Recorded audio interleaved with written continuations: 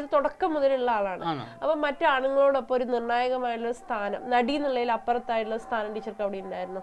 എനിക്ക് എന്നെ വളരെയേറെ അംഗീകരിച്ചിരുന്നു, നല്ലപോലെ അംഗീകരിച്ചിരുന്നു. പക്ഷെ നമ്മൾ ആ അംഗീകാരത്തെ അതിന് കവിഞ്ഞ് അങ്ങോട്ട് പോവുകയും അതില്ലാതാക്കുകയും ചെയ്തിട്ടില്ല. ഞാൻ എക്സിക്യൂട്ടീവ് മെമ്പറായിരുന്നു. അപ്പോൾ അങ്ങനെയുള്ള അംഗീകാരമൊക്കെ എനിക്ക് തന്നിട്ടുണ്ട്. എനിക്ക് ആവശ്യമെന്ന് തോന്നിയാൽ, എനിക്ക് പറയണമെന്ന് തോന്നിയാൽ ഞാൻ ചിലത് പറയും. അവരത് അംഗീകരിച്ചിട്ടുമുണ്ട്. അതിനെപ്പറ്റിയൊന്നും പറയാൻ പോകത്തില്ല. എന്താണെന്ന് തോന്നിയാൽ അത് പറയും. ഇന്നതുപോലെ ചെയ്താൽ കൊള്ളാം, ഇന്നതുപോലെ കൊള്ളാം. അങ്ങനെ ഞങ്ങളൊരിക്കൽ പിന്നെ ഇതിന് പോയത്, സമരത്തിന് പോയത് ടാക്സിൻ്റെ കാര്യത്തിന് വേണ്ടി. അപ്പോൾ വലിയ എമൗണ്ട് കൊടുക്കണം ഒരു നാടകം കളിക്കണമെങ്കിൽ. അപ്പോൾ ചിലരുടെ കെട്ടുതാലി വരെ വിറ്റിട്ടായിരിക്കും ഒരെണ്ണം നടത്തുന്നത്. അന്ന് നാടകം നടത്തുന്ന വെച്ചാൽ വലിയ ടെൻറ്റ് കെട്ടി ഒക്കെ നടത്തത്തുള്ളൂ. അപ്പോൾ നല്ല പോലെ പൈസയും കിട്ടും. പൊട്ടിപ്പോയാൽ പോയതും തന്നെ. അപ്പോൾ അതിനു വേണ്ടി, അപ്പോൾ ടാക്സ് ഇനത്തിൽ ഒരുപാട് കാശ് കൊടുക്കണം ഗവൺമെൻറ്റിന്. അങ്ങനെ ഞങ്ങളെല്ലാവരും കൂടെ സമരം ചെയ്യാൻ പോയി. അപ്പോൾ ഞാൻ പറഞ്ഞു, നമുക്ക് സമരം ചെയ്യുന്നത് തിരുവനന്തപുരത്തായിരിക്കണം. അല്ല, അവർ കൊല്ലം നിശ്ചയപ്പെടുത്തിക്കൊണ്ട് വന്ന്. ഞാൻ പറഞ്ഞില്ല, തിരുവനന്തപുരത്താകുമ്പോൾ കുറേയേറെ ആൾക്കാർ കാണുകയും കേൾക്കുകയും ഒക്കെ ചെയ്യുമല്ലോ, അതുകൊണ്ട് നമുക്ക് തിരുവനന്തപുരത്ത് പോകാം. അത് ഞാൻ പറഞ്ഞ വാക്ക് അവരംഗീകരിച്ച് തിരുവനന്തപുരത്താണ് പോയത്. പോയി അവസാനം ജയിലിൽ കിടക്കേണ്ടി വന്നു. ഞാൻ മാത്രമേ ഉള്ളൊരു വെണ്ണം ഓർത്തോണം. അതിനകത്തുനിന്ന് അപ്പോഴേ സർവ്വ പേരും അങ്ങും എനിക്ക് അതുകൊണ്ട് ജോലി ഇതുണ്ട്, എനിക്ക് അവിടെ നോക്കണം ഇവിടെ നോക്കണം എന്ന് പറഞ്ഞ് ബാക്കി 4 പെണ്ണുങ്ങളും ഒഴിഞ്ഞു മാറി. ഞാൻ മാത്രം പോയി. ഞാൻ അന്ന് സമരമായിരുന്നു ജയിലിനകത്ത്. ആഹാരവും കഴിച്ചില്ല. അവരുടെ ഒരാഹാരം അവരെന്തും തരണമല്ലോ, നമ്മൾ ചോദിക്കുന്ന എന്തോ അവർ തരണം.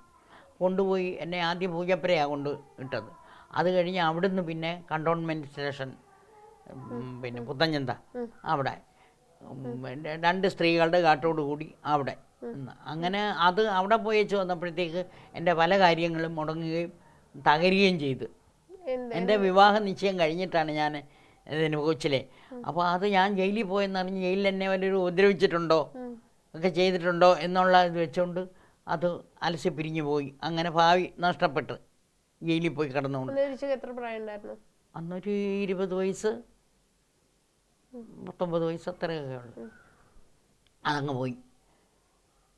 അതിനകത്ത് കുറച്ച് അന്നേരം ഇതൊന്നും തോന്നിയില്ല. പോയല്ലോ, വിവാഹം അങ്ങ് മുടങ്ങി പോയല്ലോ എന്നുള്ള ഒരു സങ്കടമൊന്നും അന്നേരം തോന്നിയില്ല. പിന്നീട് ആണ് അത് പോയല്ലോ എന്ന് തോന്നിയത്. അന്നേരം ഈ രാഷ്ട്രീയത്തിൻ്റെ ഇതും എല്ലാം കൊണ്ട് ഒന്നും തോന്നിയില്ല. അങ്ങനെ പോയവരാരും KPSC ഇല്ല, ഞാനൊരു സ്ത്രീ മാത്രമേ ഉള്ളൂ.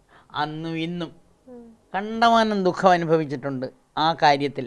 ഈ രാഷ്ട്രീയത്തിന് ഇവരുടെ കൂടെ പോയത് കാരണം ഒരുപാട് പേരുടെ ചീത്ത, ഒത്തിരി ആൾക്കാരുടെ കാർക്കിച്ച തുപ്പൽ, ഇതൊക്കെ. കല്ല് നെയ്യാറ്റിൻകര ഇരുന്ന് എനിക്ക് പാടിക്കൊണ്ടിരിക്കുക, കല്ലിത്രശ പാറ വന്ന് വീഴുക. EMSൻ്റെ പുറകിലിരിക്കുക ഞാനിത് പാടാൻ വേണ്ടി. അദ്ദേഹം പ്രസംഗിച്ച് കഴിഞ്ഞാൽ ഉടൻ പാടാൻ വന്ന് വീഴുക. അങ്ങനെയൊക്കെ ഒരുപാട് ത്യാഗങ്ങൾ അനുഭവിച്ചിട്ടുണ്ട്. അതാരും ഈ സമയത്ത് ആര് ചെയ്യും?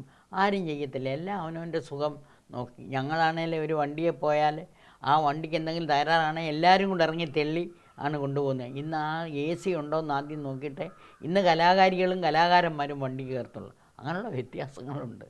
അന്ന് ഒരുപാട് കഷ്ടപ്പെട്ട് നമ്മൾ ഈ നാടക ലോകം. അതിലെ ടീച്ചർ ഒരിക്കലും സ്ത്രീയാന്ന് പറഞ്ഞ് മാറി നിന്നിട്ടില്ല. ഇല്ല, ഞാൻ ഇറങ്ങും.